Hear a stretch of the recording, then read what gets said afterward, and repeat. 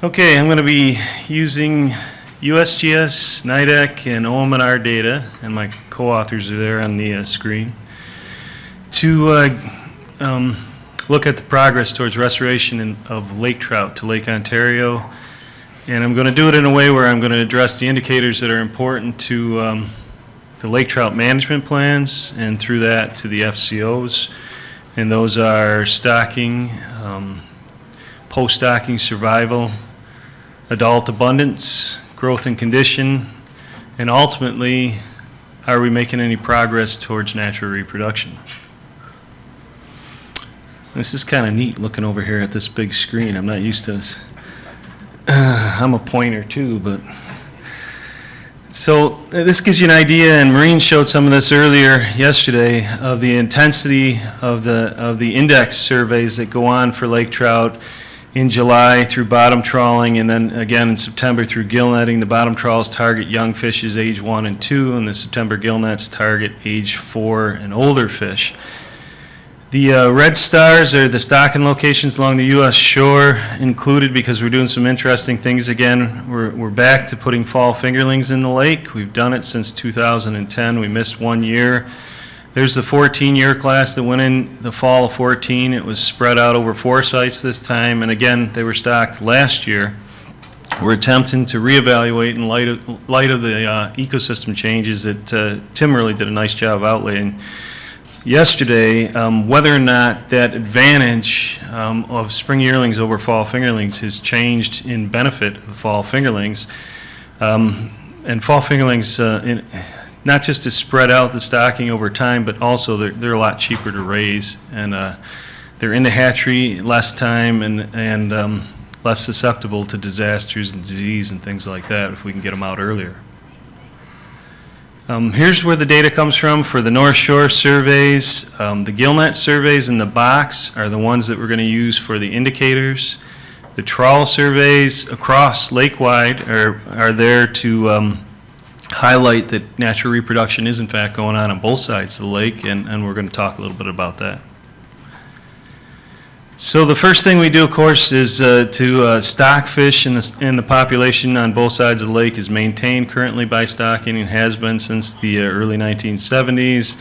The big declines there are reflective of the stocking cuts due to the predator-prey balance that was developing in the early 1990s. The cuts were put in 1993, and the horizontal line is the 500,000 fish target that was established in the 97 draft plan for both sides of the lake, and reiterated it somewhat for the North Shore in the most recent 14 plan.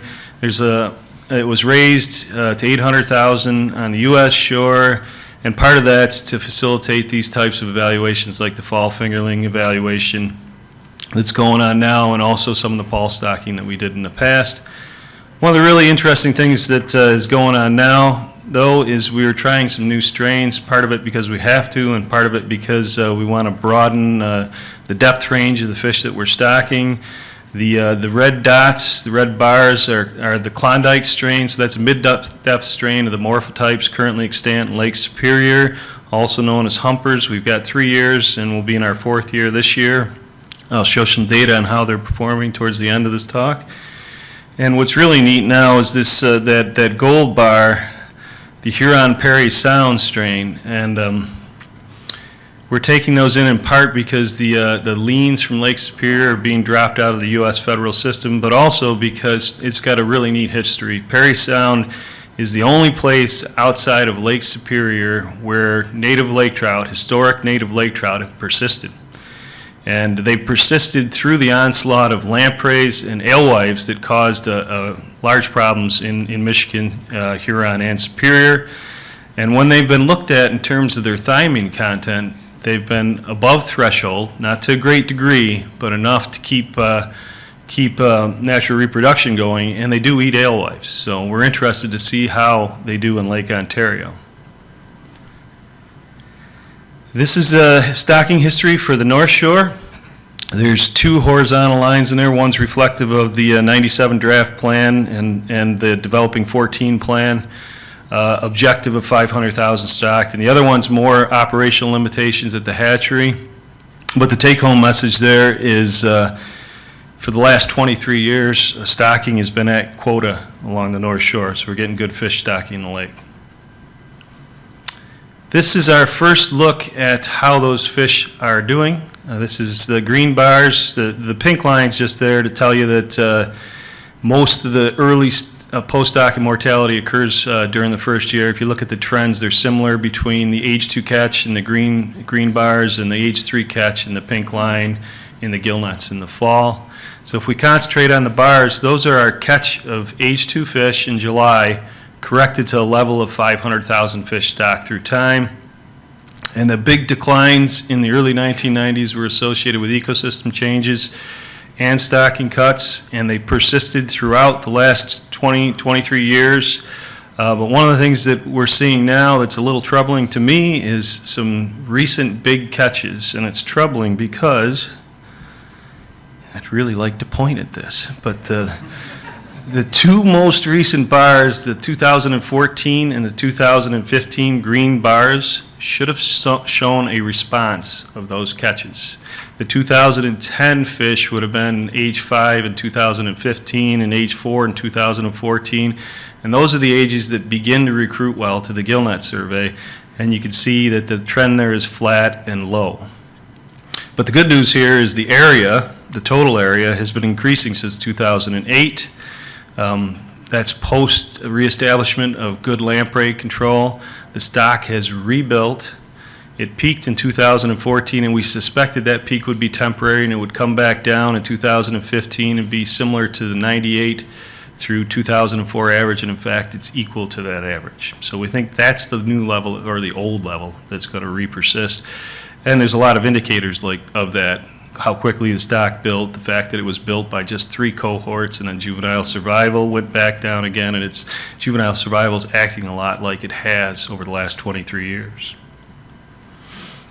This is the North Shore trend, and the trend is really dampened out by the early high catches, but you can see a similar trend in the mid-2000s when the sea lampreys were really putting a hurting on the stock, and almost a doubling in the CUEs more recently. So the stock's recovering as well. And it's really highlighted better here. So this is a really important index for the plan and for the FCOs. This is to catch mature females. One caveat here, the targets in the stippled lines, the Canadian target was established under a different survey and needs to be revisited. It's not likely that the current survey will provide CUEs that high, and probably that's not a good indicator of the abundance of mature females now with the way it's being fished on the North Shore. But the trends are similar for the recent trends over the last 3 years are similar for both sides. And on the U.S. side, where we're still doing the same old index survey, we've been at or above our target level of mature, large spawning females for 6 years now. Jana showed a lot of catch and harvest rates for the other species. This is for lake trout through time. There's a lot of things going on with this. The early time period where you saw the big flux, the blue is catch rate, and let's concentrate on that. That big flux was in response to the development of harvest regulations along the U.S. shore. They're quite restrictive harvest regulations. They were tweaked, and that's where the first dip in that catch came, when they were loosened up a bit, and they were put back to the original configuration shortly after, and anglers moved off those fish. And that decline in catch rate and harvest rate at the time was thought to be choices of anglers, not so much to be availability of the fish at that time period, because lake trout were quite abundant. What's of interest in this trend for restoration now is what that equals out to. It's pretty hard to gauge how good the fishing is for lake trout because they're fairly easily caught, and once the anglers turn to them, they can get them. But what are they keeping and how many they're killing is of more interest to restoration. In that early time period where harvest was really considered a problem, it was about 90 to 100,000 fish on the U.S. shore per year. We wanted to get that down to 30,000 fish. The harvest regulation worked wonderfully. It dropped it down to about 12,000 fish for a long period of time. In 2007, at that very low period in the graph, that's when Jana and Ted were working in earnest on the lake trout plan, and it was those levels, about 10,000 fish per year, that the current harvest targets were built upon. And you can see currently over the last 3 years, in part because of poor fishing for other salmonids, harvest has really gone up. But it doesn't yet appear to be affecting adult survival. We'll be watching it though.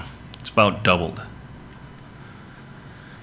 This is our look at sea lamprey control. We send this to the commission every year. This is fresh A1 wounds in the fall in the white line, and then hosts available to those predators in the green. That's lake trout larger than 17 inches.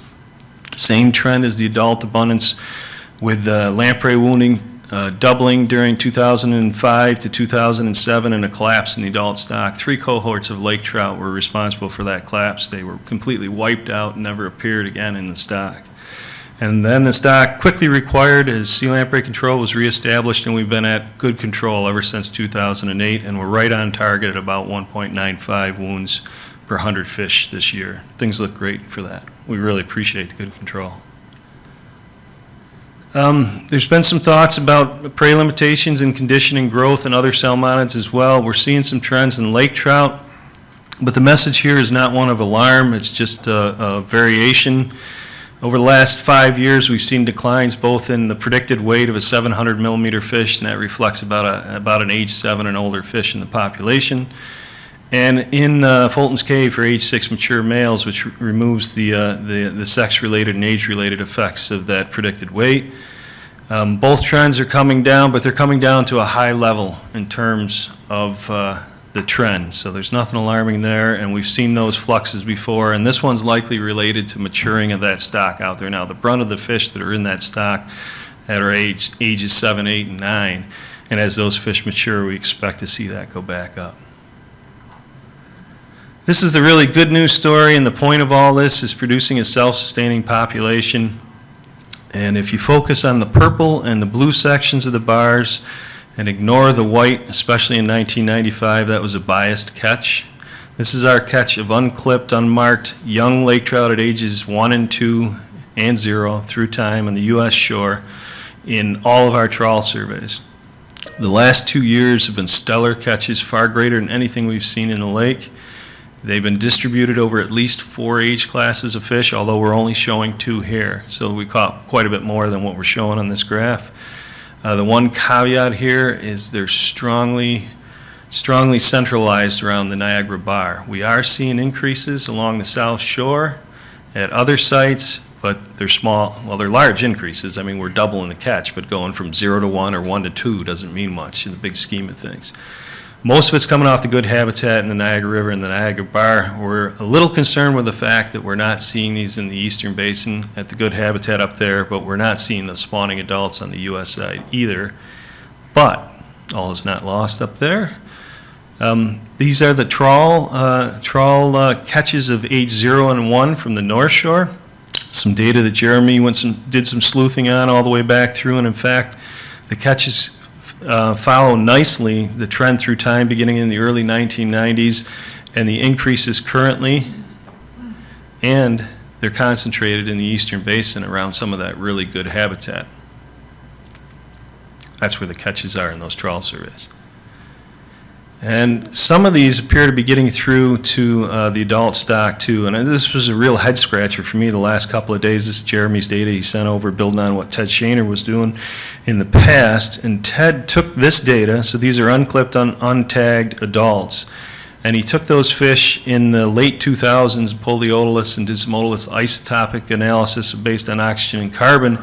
And these fish were grouping out more closely with the wild fish. Over 90% of those catches in the late 2000s were grouping out with wild fish. If you look at this same survey through time, we do see that increase during that same time period, but it's been surprisingly constant for the rest of the years, below 2% of our fish making it to gill nets that are unmarked, which agrees well with just error rate at the hatchery. But over this short time period that would equate to those early catches in the early 1990s hitting adult sizes, it does appear that some of these are recruiting to the adult stock. So the take-home message, stocking has been great. Hatcheries are performing well, especially along the U.S. shore where Allegheny went down in the mid-2000s and the Vermont hatcheries came on and really saved the program. A lot of effort's gone in there. A lot of quality fish are going out. One thing I promised this morning at breakfast is we talk a little bit about some of the strain performance. In 2015, the first stockings of Klondikes in Lake Ontario hit age 7 in the gill nets. We caught enough to do a preliminary evaluation, caught about 30 of those fish from a stocking of only 40,000. We compared them to fish caught at the same site, same time, adjusted for stocking, and those Klondikes, like what happened in Lake Erie, are doing threefold better than Superior Apostle Islands and Superior Travis Island strains that went in at that same time. Adult abundance has recovered, although it's come back down to the level that it was in 99 to 04, which is what we thought would happen.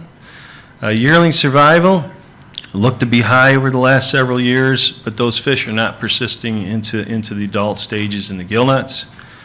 Wounding looks great. CUE is stable as far as host abundance condition. While there is a trend coming down, it's nothing that I would be alarmed about. It's still quite high.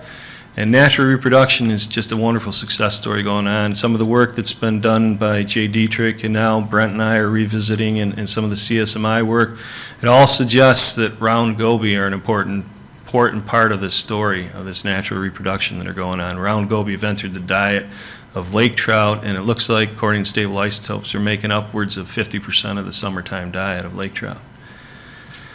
And a little bit about fall fingerlings, the success of those fall fingerling stockings. This is extremely preliminary. We're talking about 1 or 2 fall fingerling catch rates compared to a lot of spring yearlings. We see very few, even despite the high levels of stocking in our surveys.